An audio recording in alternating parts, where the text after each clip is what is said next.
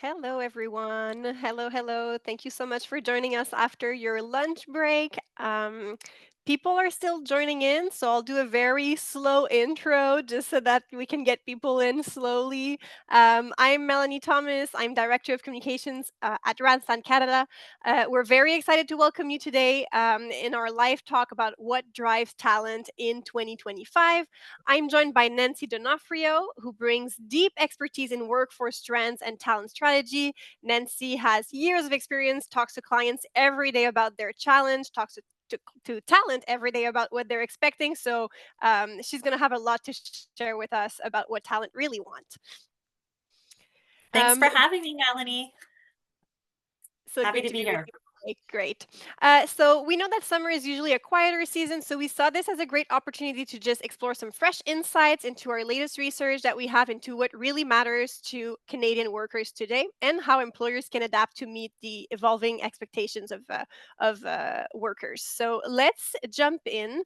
First of all, I want to tell you a little bit about the data that we'll be talking about today. So it comes from our Randstad Employer Brand Research. It's one of the largest independent studies of its kind. It captures insights for a lot of people globally across 16 sectors, more than 6,000 companies worldwide. Let's have a look at all of the countries that it covers usually. So it's a very important research.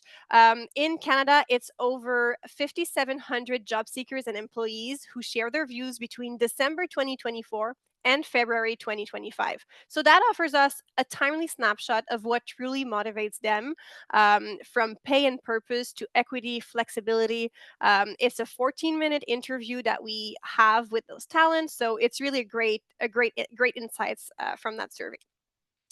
Before we move into the the topic, I just want to confirm with you that you will all receive the full Randstad Employer Brand Report by email. So you'll have access to all of the information that we're sharing today, but you'll even have more information about your own specific industry and the Canadian report in general. So look in your inbox for that in the next days. If we look at the first topic, and this is a subject that we ask year after year to talent as part of this research, and it's the job switching behavior. So let's Mhm. jump into it. And while the actual movement dipped slightly for this year, so we see that 1 in 4 Canadians still plan to change jobs within the next 6 months. Nancy, what do you think about this number? I'm not surprised by this. I think the talent is more they're a little bit scared to make moves in the current Hmm. economic situation that we are in right now because we're definitely seeing layoffs and restructuring still happening. So there is hesitation to make that move. So we don't know if it's increased job stability or it's reduced, confidence in the job market. I'm thinking it's leaning towards reduced confidence in the job market. But we're also seeing a lot of more aggressive mandates for back to work, especially in the financial sector, which could be an opportunity for smaller employers to kind of really tap in offering more flexibility there to attract more talent to come their way to make a move, right? So we're seeing that in the market. Yeah, absolutely. And also, just to remind people, I don't want people to be scared of this number, right? 1 out of 5 Yeah. people want to change job. It doesn't mean that they'll do it. It's also about their intention right now. So maybe they're on the lookout, maybe they're looking at opportunities, but will they really do it? We see that in the past 6 months, it's only 14% who have changed. So, we can take some information, but I just don't want to alarm anyone listening on this call today. If we look at what the survey also shows is the reasons why they're leaving. So look at the Mhm. main reason and tell me a little bit what you think about those. Yeah, I mean, we're definitely seeing more, the reason for operational works is more operational workers, just more need Hmm. for flexibility, right? Obviously, they would probably have not as much within the professional workforce would. So there's definitely more need for that. And the reason why they would move would be for more flexibility. And for professionals, we obviously see salary playing a bigger role as well. And we can see that the salary has a higher percentage Yeah. as opposed to the operational space as to why they would want to leave. But overall, I think, Melly, the overarching theme here is flexibility, right? And that's really key.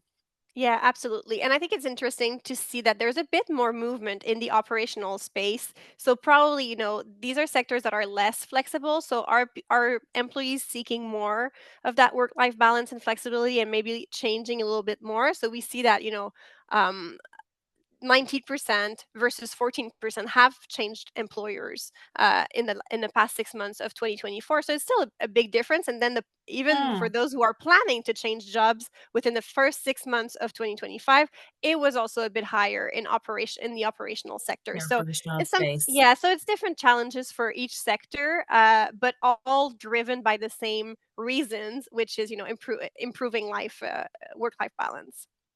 Correct. Yeah. Let's have a look at motivation and engagement. So, Mhm. almost 2 in 3 Canadian workers say that they're motivated or engaged, but over 40% report no improvement or even lower engagement than last year. What does that tell us? I mean, I think this is a huge red flag. I think, engagement is directly tied to retention, right? So Hmm. 40% you can see of triggered employees are planning to leave, right? So there's a direct link. And I think this is, a huge wake up call for employers to be doing regular pulse checks. To make sure are your employees engaged, right? And that also comes from like investing in leadership and coaching your leaders to be true, authentic people leaders, to have those conversations with their employees. Hey, are you okay today? I noticed you're a little bit off today, or how can I support you? So it's more of those conversations happening more often is really key here. So, we have to make sure like the retention rate is there, but you got to keep your employees engaged to make sure that happens. Yeah, absolutely. And the first step is really just being aware of it. So you need to know if your people are engaged or not. If you don't, then you don't even know what you're trying to have an impact on. So I think it's key here. And let's have a look at some of the drivers. So this is really interesting. On the left here, you Mm. see why they're feeling less motivated and engaged. And on the right, we see why they're more motivated and engaged. So we see that work-life balance is still a top driver, and unfair pay could be one of the reasons that they want to Mhm. change. But what can you tell us about motivation and money and salary and all of that together? I mean, I think we can clearly see that motivation isn't just about money. So culture is Mhm. key, right? So culture rooted in trust and values boost motivation, while disconnection breeds disengagement, as we were talking before in the previous slide, right? So, employers that can't compete for salary increases, there are other ways to keep employees engaged, right? Which is clear from these drivers. Yep. So that's huge.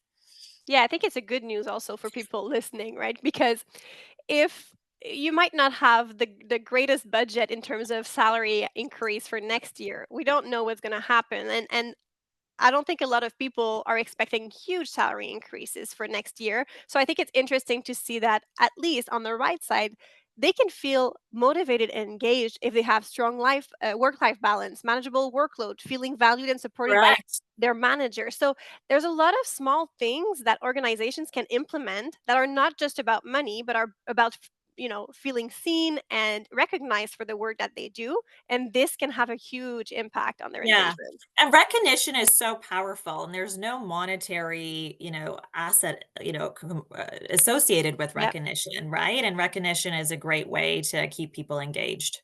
Yeah. Absolutely. Let's have a look at also some of the other key drivers. So what we did here is that we have the trends for the past 3 years in terms of employees' Mhm, expectation. So this is what people answered to the question: thinking about your ideal employer, please pick those mhm. elements that this organization should most definitely have. So what can you tell us about this? Yeah, and you can see job security is a solid third in here. Hmm.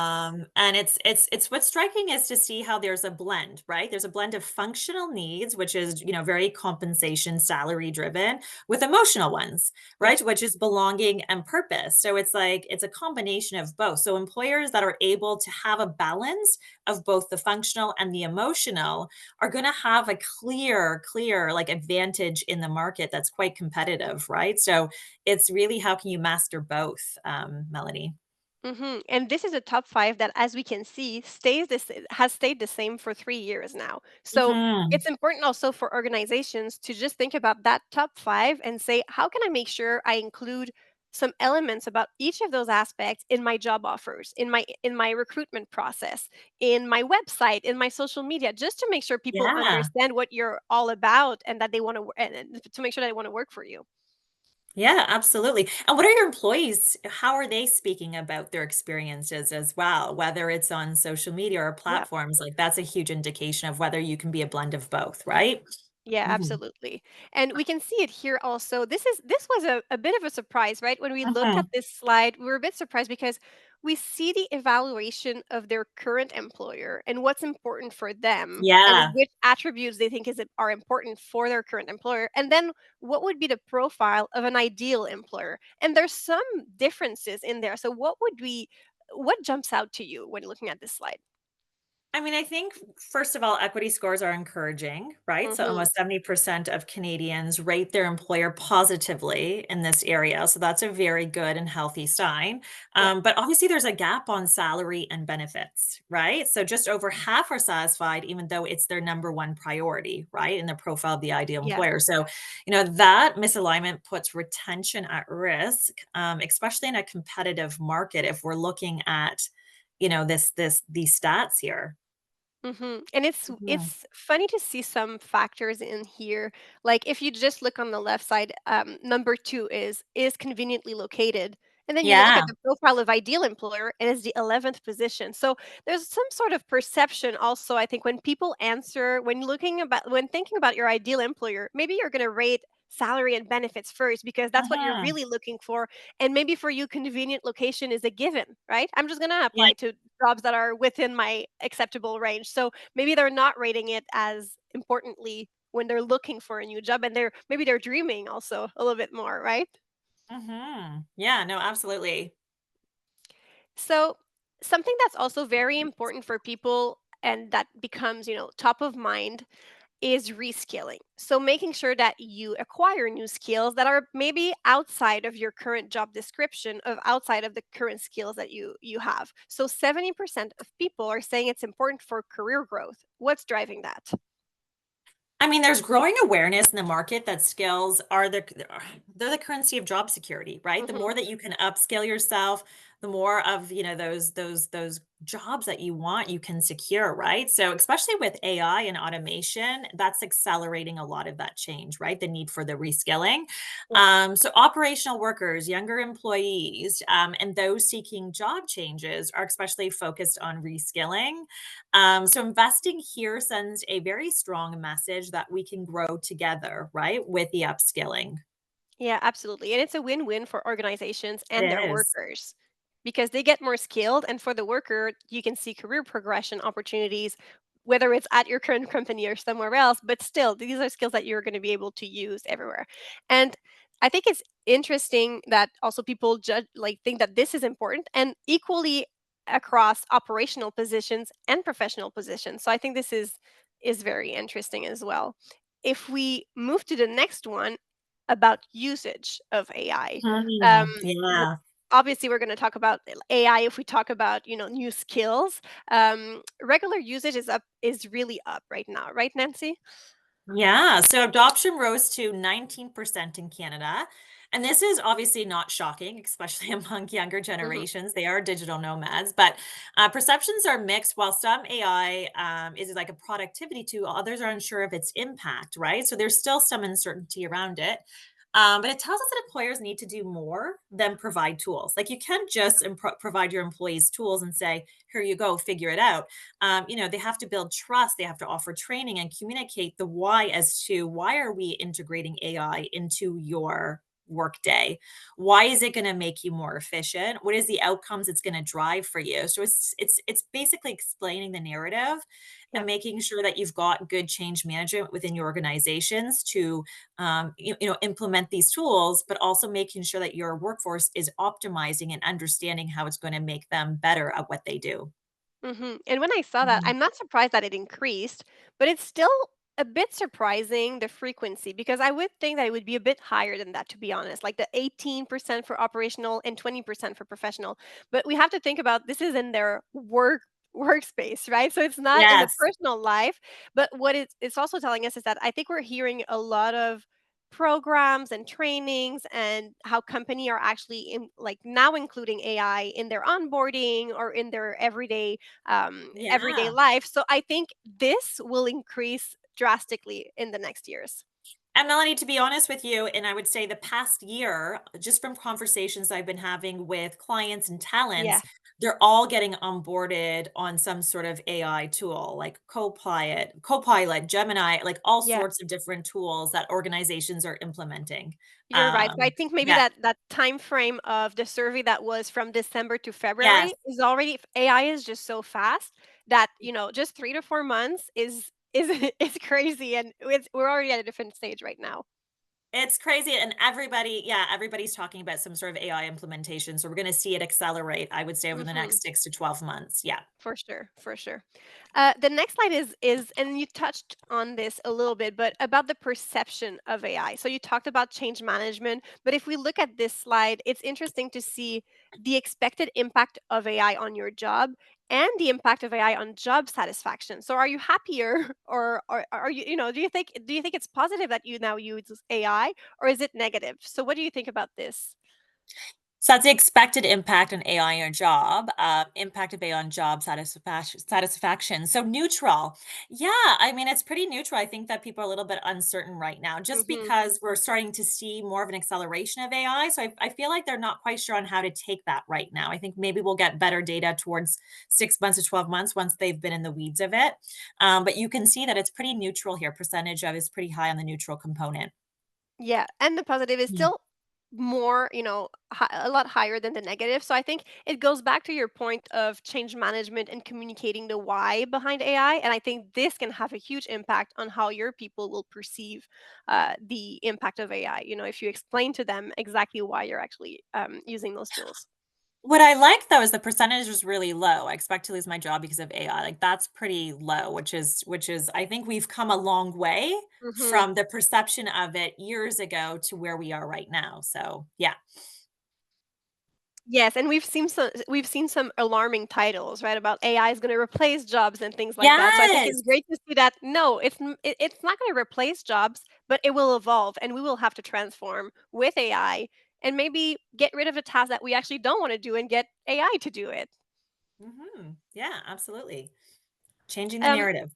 Absolutely. Something else that we've talked about throughout the presentation a little bit, but Gen Z, Millennial, Gen X, Baby Boomers, we Mhm. have a lot of different generations in the workplace right now, and this is a question that I'm getting often, that I think our clients are asking also often, about how to navigate the multiple generations in the workplace. So we've created a slide just to show people what are the main differences. So I'd like you to walk us through this slide and explain a little bit what you think about all that.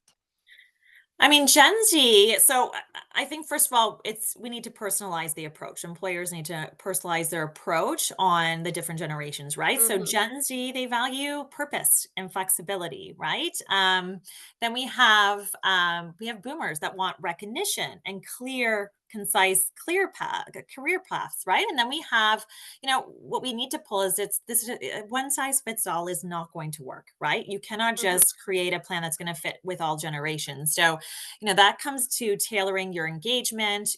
How are you reskilling? And your communication strategies are essential. And it needs to be, tweaked according to the different generations. Mhm. And I feel like when we look at the data right now on the slide, we see that for Gen Z, it is quite different from the rest of the workforce. Correct. So, like for Gen Z who switched jobs in the past 6 months, 22% versus 3% of baby boomers. So obviously a lot more job switching with younger generations than with older. Then in terms of engagement and motivation, 47% of Gen Z and millennials feel more engaged and motivated than they have previously, and then it's a bit less for Gen X and baby boomers. So something to maybe look at for employers. And it's also about, I think right now there's a lot of focus on Gen Z and millennials because we're like, okay, Gen Z is Mhm. entering the workforce. What do we do with them? What do they want? But we Mhm. can't neglect Gen X and boomers. They're still a big, important part of the workforce. And if we just put together, strategies to help Gen Z, then the other generations will feel left out. And that's not what inclusion and having like a holistic approach and strategy in terms of retention is about. It's about making sure everyone can find something they like. Um, Something else that I think is also interesting is the AI utilization across different generations. Yes. And in another, and I think it's in this survey, so people will get it in the full report, but there's something about who do we offer the training to? So we Mhm. see that Gen Z and millennial are at 21% AI utilization in their work, and we see that for Gen X is 14 and Boomers 9%. But do you even offer your AI training to your Boomer generation? It's something that you have to ask yourself. So they have less training opportunities usually as they grow.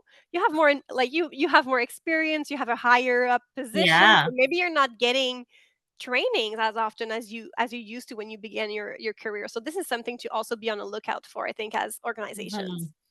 And another thing I wanted to point out, something that I've seen is because Gen Z is, they're so comfortable with AI. You can see Mhm. obviously they have one of the highest utilization. You see them actually doing little stretch projects, so doing the training and the coaching also, and taking upon themselves to coach others on the AI tools as well. So being those change agents. And so I've seen that happen within organizations too. And that's a great way for collaboration between the generations, right? I love that. Yeah, some sort of like reverse mentoring is also is Yeah, always very interesting. Love that. correct. Yeah. Okay, let's have a look at this. Okay, this slide is big, but it brings it all together. So, Nancy, what does it take to attract and retain top talent in 2025? I mean, I love this slide, and I think it's absolutely powerful, like clear and concise. First of all, salary, right? Fair Mhm. compensation.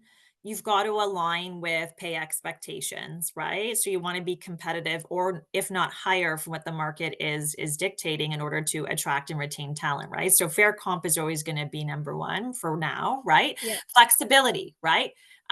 Flexibility is massive, and we've seen, I know in the last webinar, we talked about time autonomy too, which is Mhm. really cool, right? I love the concept of time autonomy. You know, the flexibility to kind of work the hours, the core hours, but kind of, more on the impact that you're driving as the less the time that you're clocking in. And it's about the balance, right? So flexibility is key. Then obviously number 3 is AI and skilling, right? We obviously Yeah. touched on that. So how do you help build future ready capabilities with your employees? And that's key. People want to be learning and growing and reskilling with what they're going to need to obviously elevate themselves in the future for their own career path as well. So that's key. And then we get obviously a sense of we get recognition, right? So transparency. Are you being honest and consistent with your recognition practices, and are you recognizing employees? Because that's going to obviously lead to higher retention, and a sense of belonging, right?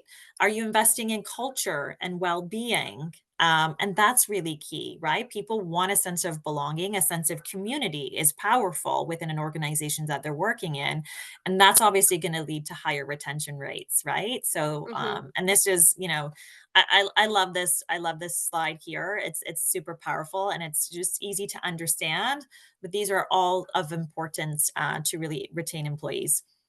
Yeah, absolutely. And we talk a lot about flexibility, work-life balance, time autonomy, as you just mentioned. Yes. We've seen a lot, and I know you've probably seen even more than I than I have, clients or organization mandating the return to work. So I'd like to have your thoughts on how to navigate this as a large organization, or maybe as a smaller organizations, and trying to take advantage of this situation. Yeah, I mean, we're seeing a lot of it happen aggressively, Yeah. the mandate back to work. And I think it's about how do you, if you're mandating back to work, how would you provide flexibility in that mandate, right? And, it could be flexibility that a little bit of time autonomy. So if you are, expected to be in the office this day, maybe you can come a little bit later. Maybe you're dropping your children off at school, but there's understanding and flexibility around that, right? So that's really important. I think that, that's up to leadership as well on how they've worked that flexibility with their teams. But what does that look like? Right. And then also, too, Melanie, what is the why? So if companies are going to aggressively mandate their employees back into the office, you don't want them to go and then be at their desk all day and there's no teamwork, there's no collaboration, there's no like team strategies involved. If you're going to bring employees back to the office, make sure there's some sort of connection and collaboration involved or Mhm. some sort of team building exercise as well. I think is really key. So, you want to drive people and be excited to get back into the office, but give them an understanding of why they need to be there by driving purpose and culture. Yeah, absolutely. Mhm. And looking at this slide, summarizing everything, how can we actually apply these findings and these strategies to our recruitment process? Have you seen anything interesting standing out in terms of like how to promote yourself efficiently and effectively in a recruitment process? Because we know that interview process is not just one way, right? It's not just you interviewing a talent, he's also interviewing or they're also interviewing for their future workplace. So how do we make sure that we actually communicate effectively our differential, our differences between competitions and why they should work for us? From an employer perspective, Yes, correct? yes. Yeah. Yeah. I think it comes to as you go through an interview process with a talent who's interested in working for your organization. You nailed it, Melanie. It's about they're going to be interviewing as much as you're going to be interviewing them, right? And you really want to ask them some, deep questions as to, how do they define success? What are they looking for in employer, right? And if it's Mhm. flexibility, how do they define flexibility or work life balance because other people can define it quite differently, right? So I think it's also asking just open and honest, transparent conversations. I was just having a conversation with a talent the other day, and she wants to be in office 5 days a week. Yeah. Like that's something she wants to do because she thrives. Physically being in the office and collaborating with team members. And that's something that resonates with her. So I think it's just being open and honest in the interview process, asking those questions, to making sure that there is alignment in terms of value, purpose, culture, expectations of the role. And making sure if they value career progression, Mhm. upskilling, you're digging in deep in terms of the questions that you're asking, and then how do you offer that from a value perspective within your organization? What is your investment in it, and what is your long term strategy in it as well? So I think it's just honestly, Melanie, open, honest, transparent conversations and dialogue within the interview process. I really like that, Nancy, because I feel like it's going one step further in the customization, right? So Yes. for one person that you're interviewing, the key driver might be salary, but for someone else, it will be flexibility. And if you actually don't ask the question, so for example, that candidate that you spoke with Yes. recently, if you don't ask her the question, and you don't know that she wants to come in the office Yeah. 5 days a week, and then you're pushing your hybrid model. You can work from anywhere. You only have to come in 2 days a week. Don't worry about that. So you're going to spend, some time pushing that because you think that's what they want. But ends up being not what they're actually looking for. So you're kind of like wasting an opportunity of putting forward what they're really interested about. So I really like that approach. Yeah, and I think it's psychological safety. I think it's giving them an opportunity to be open and honest, which sometimes often in Hmm. interviews, people get so nervous or they feel like they have to tell the employer what they want to hear, right? Yeah. But and create a space of honesty, trust, and transparency within the interview process, you are going to get authentically the real conversation and understand whether or not this person is going to be a fit for the role. And they're doing the Hmm. same for you as well. So ultimately, you want to make sure there's alignment there. Yeah. Great. So I think that it's safe to say that you would not be for using the AI robots for interviews, as some No, organizations are doing. no. I mean, I, for one, am very human forward. Yeah. So it's really about it's humanizing the interview process. And I think that's really key. How do you humanize an interview process? How do you make it an organic dialogue to learn about one another? Hmm. And to make sure that the value and purpose is aligned and that's really key. And so the more employers can do that, the better that they'll find talent that's going to feel very integrated into their company and drive success for themselves and for the company. It'll be a win-win. Yeah, absolutely. Okay, Mhm. that's great. Thank you so much. That was a great way to kind of like summarize everything. Yeah. So I would like to first thank you for joining us today. It was so great. Very valuable insights. Love to exchange with you on the different topics. So thank you so much. As I mentioned earlier as well, you will all receive the full reports on our employer brand study. You'll get a lot of information that's even specific to your industry. But if you have any questions, feel free to reach out to a Randstad consultant. We can help you just to navigate this, just to apply those findings to your own recruitment process. We're out there meeting clients every day. We speak with your competitors. We speak with anyone else in the industry. So I think it's great to meet a Randstad consultant just to know where you're standing in terms of recruitment practices. So I think this could be very interesting for you. Thank you, everyone who joined us today. We look forward to seeing you in our next webinar that will be in September for one of our most popular topics of the year. We will be launching soon the salary guide. So if you know Randstad, Yes. you know the salary guide for sure. So the next webinar will be about salary and benefits. So we look forward to discussing the major trends in salaries and compensation with you and get more practical advice for you. So again, thank you so much. Have a great day, everyone. Thank you, Nancy. Thank you. Take care, everyone.